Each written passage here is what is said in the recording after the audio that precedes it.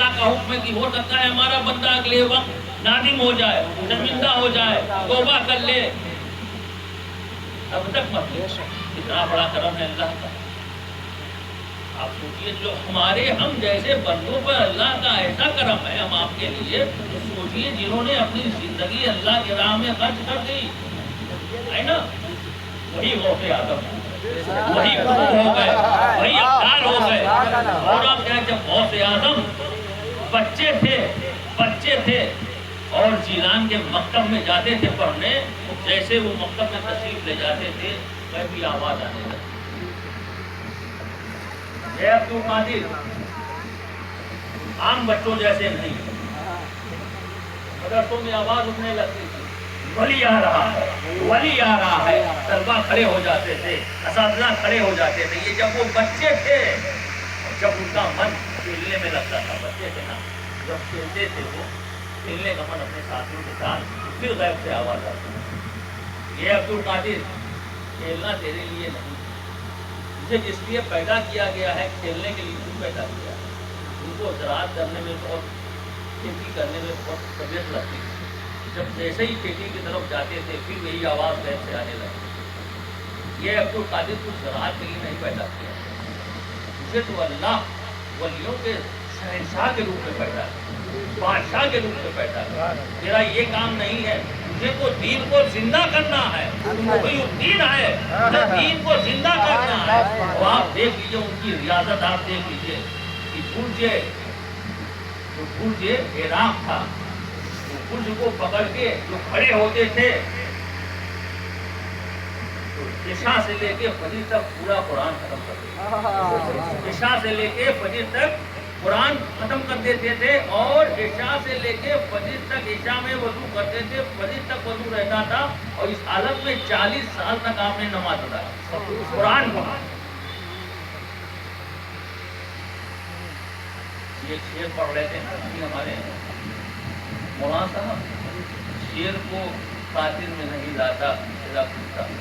اس کا جو واقعہ ہے ہم بتاتے ہیں۔ حضرت شیخ جام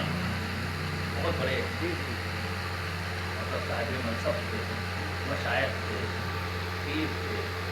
بزرگ تھے، ولی تھے۔ آپ سمجھ رہے ہیں کہ نہیں؟ یہ شعر سے یہ جو اس کے پیچھے کا واقعہ ہے یہ آپ سمجھ رہے ہیں۔ حضرت شیخ جام ہے نا رحمۃ اللہ تعالیٰ علیہ، تو وہ